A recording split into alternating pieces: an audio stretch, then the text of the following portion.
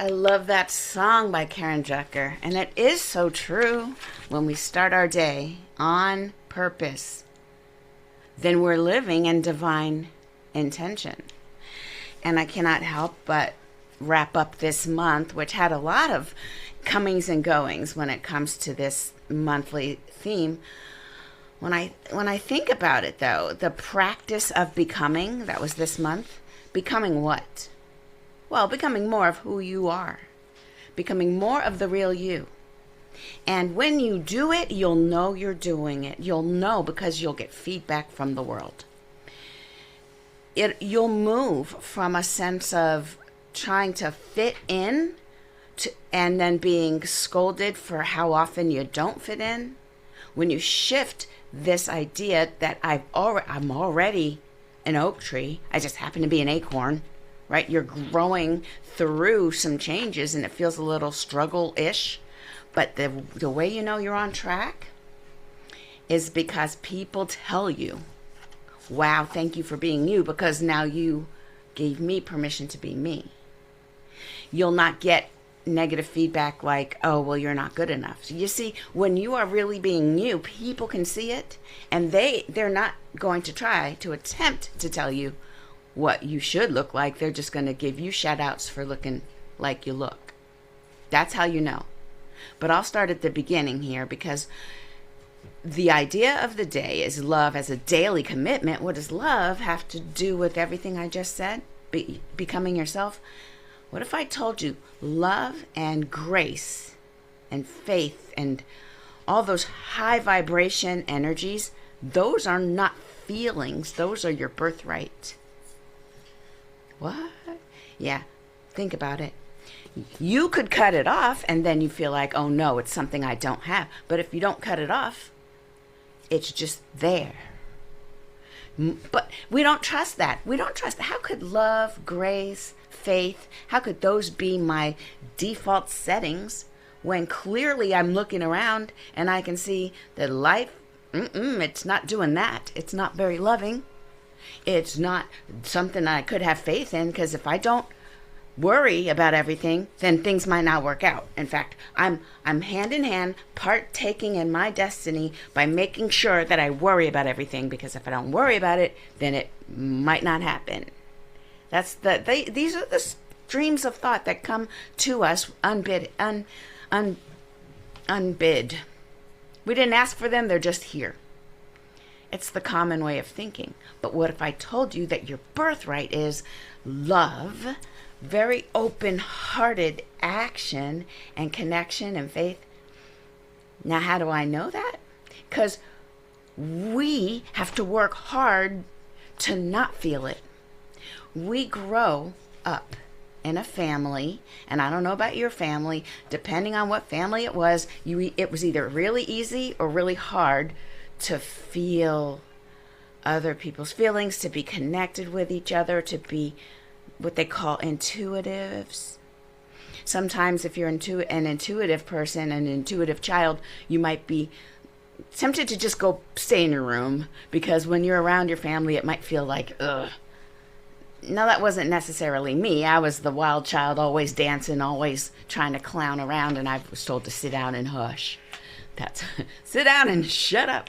But that's fine. The idea, though, is that at some point we started shutting down our joy, our openness. We started shutting that down. We got some feedback that wasn't good, so we started shutting it down. So I'm just saying that you were born into a world of openness and love, and then conditioning taught us to not go there. Don't be so sensitive. Don't try to connect so much. Play a game of deception and then you'll win. It just became a lot of competition is what happened. And all we have to do is not do that. Sounds a little too simplistic. Well, I'll walk you through it. And I was going through a meditation this morning, and it had to do with holding your hand really tight, kind of like what Tamara brings us through, those meditations about holding your hand tight. And the meditation guide said, if you keep doing that, you're going to cut off the blood flow to your hand. this is not a natural position. And then the minute you let go, the blood just flows because your circulatory system is designed, it's a closed system with a set of pressures that automatically move through and provide all of the nutrients our body needs at all the extremities by default, as long as we breathe, which thankfully just happens. We trust that stuff because we know that physiologically this is how it works. But then spiritually, we're not so much into the idea that love is just here. It runs through our veins the way our oxygen is carried through the blood cells. We don't trust that. We think, oh no, I got to clench up. I've got to approach my life in a type A, very anxious manner so I can control things. Because if I don't, it's not going to go well. And we've created a world that is so small that only a certain tiny narrow path is going to be one of happiness, and everything else should be resisted because oh no, can't trust it. We did not bring ourselves into the world with that energy. We learned it from other people who were also afraid and who were holding on white knuckles to some situations that they thought they're good. So what happens? What do we do then? If love could become our daily commitment instead of survival or the abatement of fear. Notice, some people just want to get rid of the fear. So they'll say, well, if I love, that's kind of terrifying. So I'll just kind of stay with the devil I do know is better than the one I don't know. You hear a lot of these thoughts. These ideas are floating in the common culture. And if we don't have a higher practice, we get sucked into that current and we just get taken along the current. We're flapping around. We do have the ability to set an intention to make love our daily commitment. But what does that look like? Well, first of all, let's get rid of the notion that love is a feeling. It's not. This is the failing of the English language. I learned years ago that the Chinese have like 30 different words, symbols, which represent words for love. We've got like one. So it gets a little tricky. When we talk about love, sometimes in our language, it starts to call up feelings of romantic love. Oh, so beautiful. Or the baby's so cute. I love that baby. Or look at the puppy. I love the puppy. We use love so much. It's ridiculously conflated with all the things. But if we step back a bit and say, okay, in this context, Charlene is talking about love, not the feeling, but a daily practice of giving and communing with life. And it doesn't have to be always animated life. It could be a sunset, feeling love, just that sense, not even a feeling, it's a sense of connectedness to the world around us in a way that makes us want to take care of it in whatever way we can in the moment. So now, if love is not a feeling, but it's a actual felt connection to life and our environment, a oneness that we've almost stopped believing in. What if every day you woke up and said, all right, I've got a few options for how I can be loved today. I have a list here. I can give a list of gratitude first to myself and then to the world around me. Did you notice that if you just notice something really nice about someone and say it, don't just think it, say it out loud to them, that's going to change their energy. They'll be like, oh, she noticed me.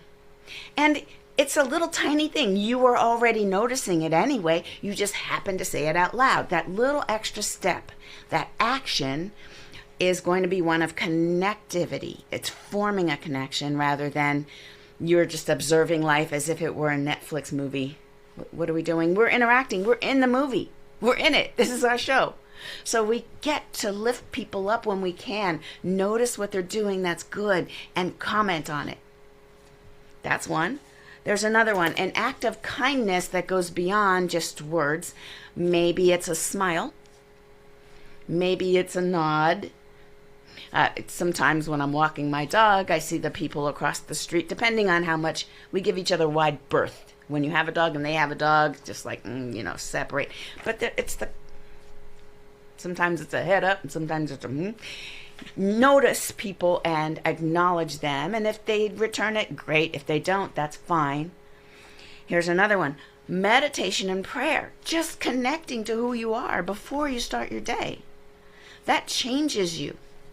Now, I'm going to hang out on this last one a lot because I just came back from a huge conference. It was a lot. And I remember 2 weeks ago, I was at another conference. So they were back to back. And it's, I'm sure, not a mistake, the way that I'm learning so much about myself and the world around me. And I get to practice the things I teach. But when you're coming from a sense of, I am enough, I am whole, perfect, and complete, and in my veins runs not only the plasma of life, but also grace and love. It holds me up. I'm not dependent on any external situation. That changes how you walk in a room.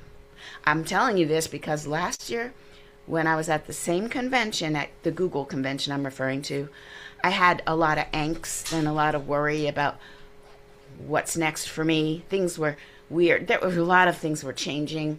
And I think I might have been walking around with a little anxiety, looking people in the eye for, what do you have for me? What can I get? How can I get something? And it was as if the world out there had something that I need, and I just needed to position myself in order to get it. Think about a goalie, a soccer goalie, whose job is to, if that ball's coming, I'm going to go get it. How calm do you think in your mind? Just think about that goalie during a game, a really high-powered game. Now the ball's coming near. That goalie's like, right? Moving around, just trying to I felt like that inside last year. This year, totally different energy.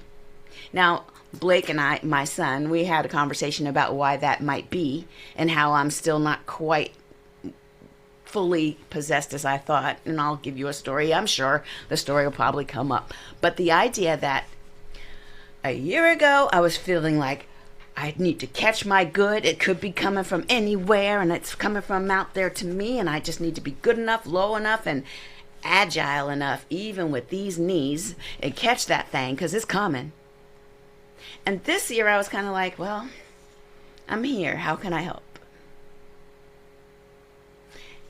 That was, there's no other sentence. I'm here. How can I help?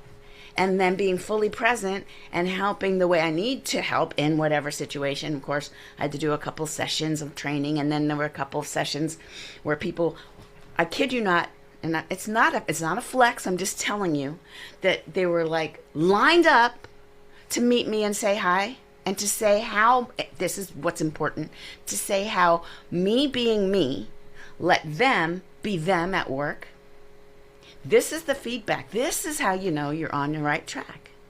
And of course, everybody wanted selfies, so I've got to put them all up on LinkedIn soon. My point is that maybe they said the same thing last year, probably did, but this year it just really hit me because I've only been saying yes to the things I really want to do, and then when I come to do it, I'm fully myself.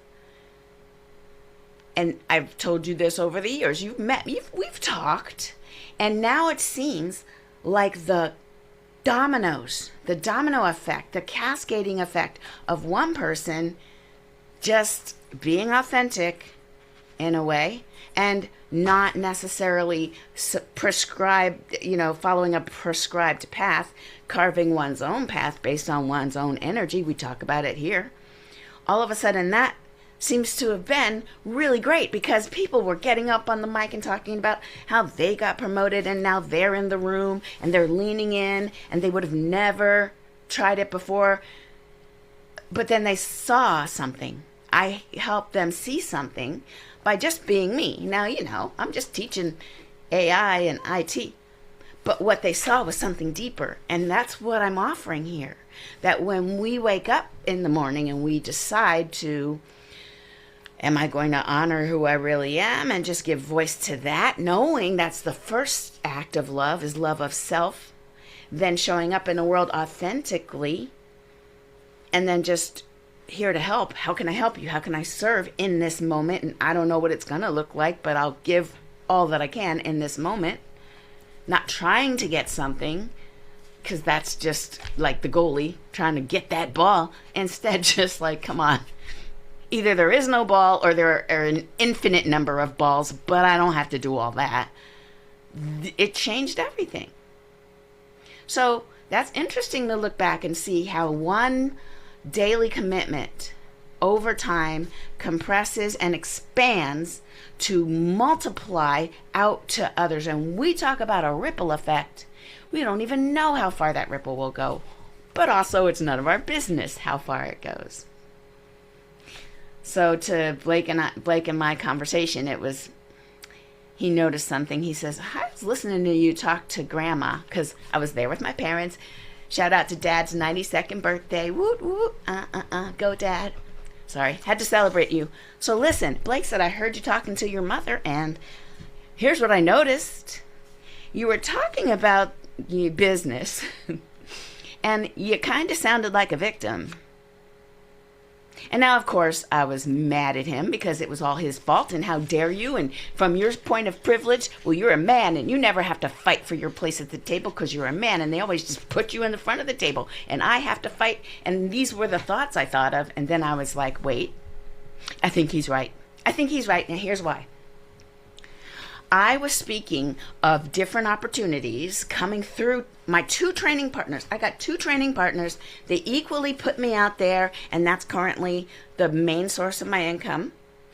And I was speaking as though my ideas are not being held, because I have an idea of holding community and taking cohorts of people and moving them through a deeper training where we're training the whole person. And they can't hear me though, and I'm mad. And I caught myself. I said, oops, I'm doing it again.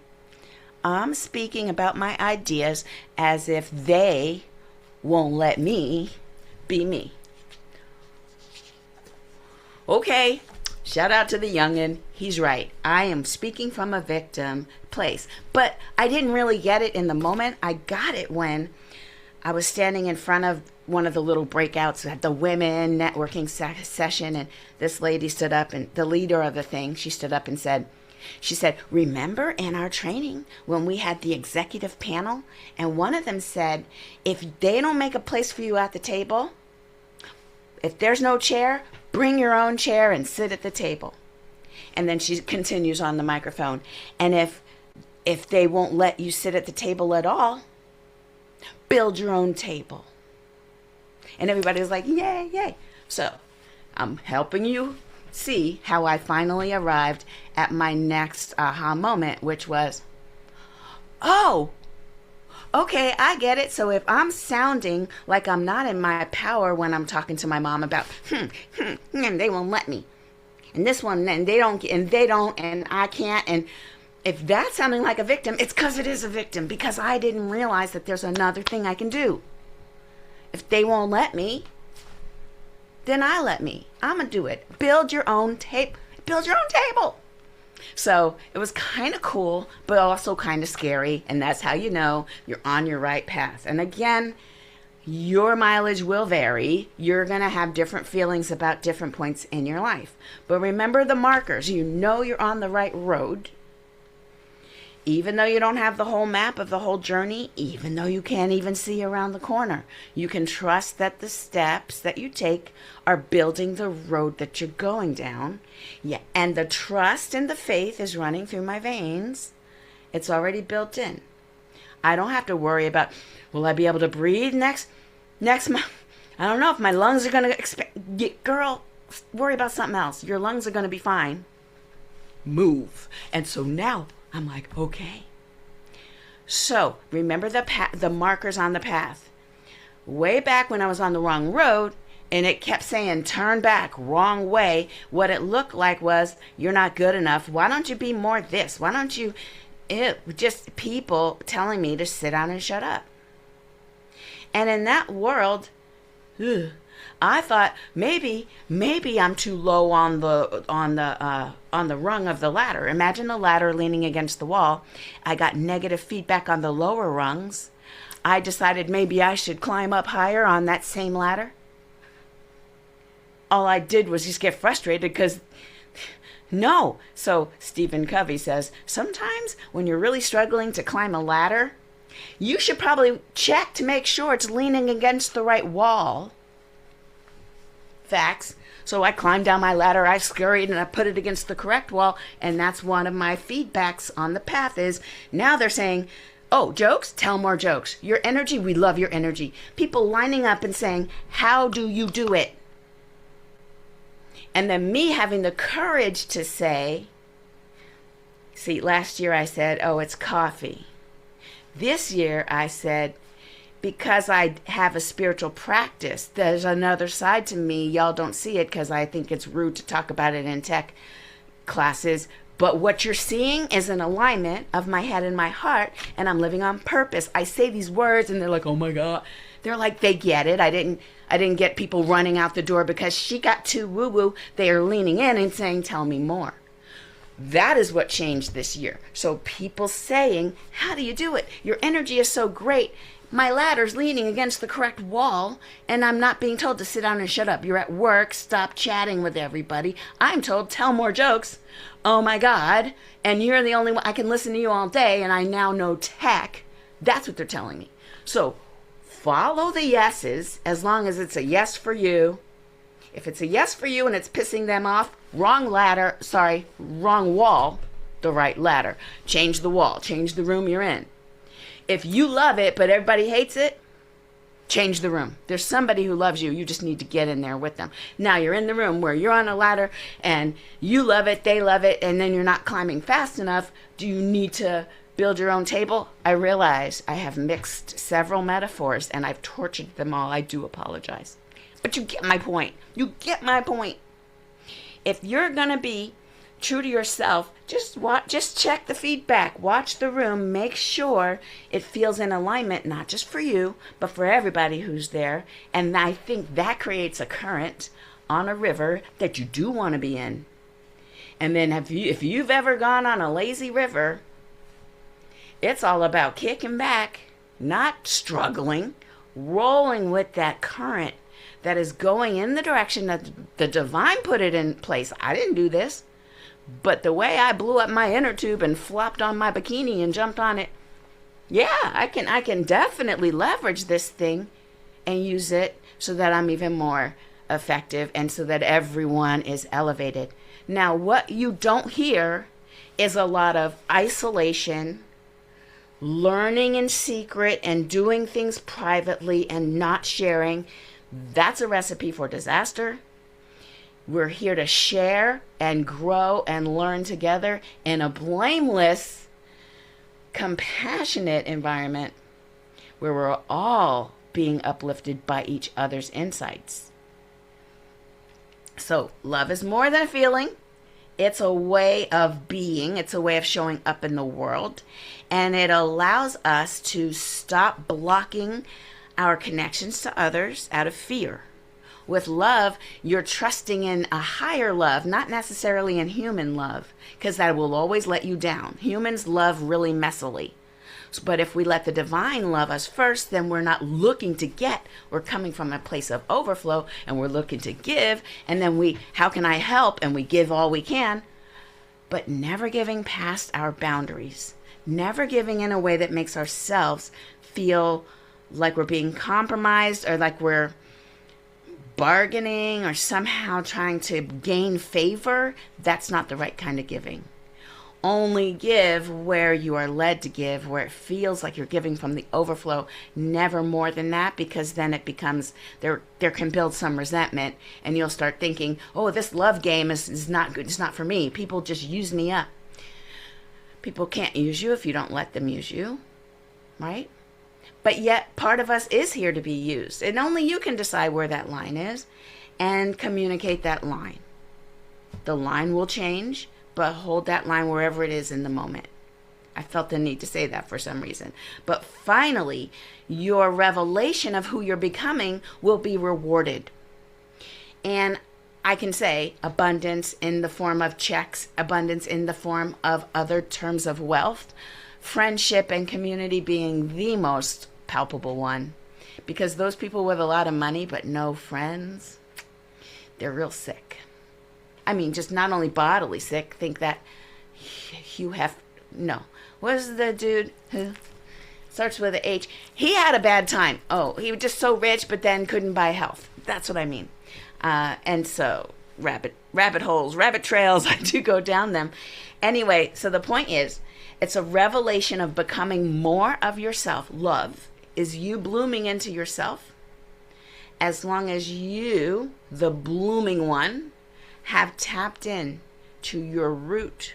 The tap root is the long stem. It's like a long straw that goes under the earth and grabs water from underneath. If we could tap into our rooted source of fresh water, that is spirit serving you, giving you all of what it is, then you rise up in all of your unfurling glory, whatever it looks like, and allow that to bless others. And then not trying to be different, not trying to jump over to another type of plant, being who you are, rooted where you are, and blooming right there, giving of yourself. And that is enough. That is enough. Can we do it? I think we can. Call to action for you then is this. Today and this week, what thoughts of wounds can you turn into a way of becoming more yourself? What wounded self may have caused you to almost turn in and get smaller? Like right ladder, wrong wall. What wound can we then reframe to a different scenario where that same action would be blessed, would be wanted, would be uplifting for yourself and for others? What wounded self who was hiding because she's hurt can now come out and be all of herself, as long as it's being received in the right company.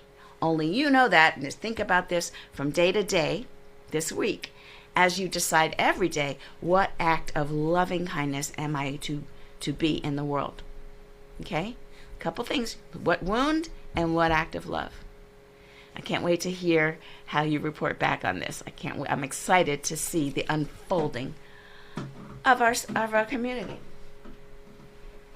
That was Blake. All right, let's go ahead and go into prayer. Let me check to see if there are any prayer requests. All right, there's a divine energy moving through the universe. It just is. This is the life force that we call the divine, that we call the one, that we call God, Muhammad, Buddha. What do you call that energy? You see, it doesn't matter what you call it, but it does matter that we are all it. We are all emanations of that one. We are all threads in that one tapestry. We are all energy in that one field of possibilities. So call it what you like. Just know we're connected through that one. We can't be separate from it. And in that one is divine knowingness. It is perfection. We therefore are perfection. We simply need to move away from the ideas that are not really us to what is really us. And it is in this path that we're held. We are given feedback. We are given guidelines and pointers. We are led into our highest self if we only allow it. So I speak my word that every person here is led personally, as if a concierge had laid out the plan for you, to your highest good, your highest self, where you can be the most loving, the most compassionate, the most giving being that you could possibly be, because that is our purpose. And I hold this to be true for each and every one of us. I stay in a state of gratitude as I watch it unfold, unfurl, and stay rooted. I release my word into the divine, knowing, hey, it's already done. I let it go, I let it be, and so it is.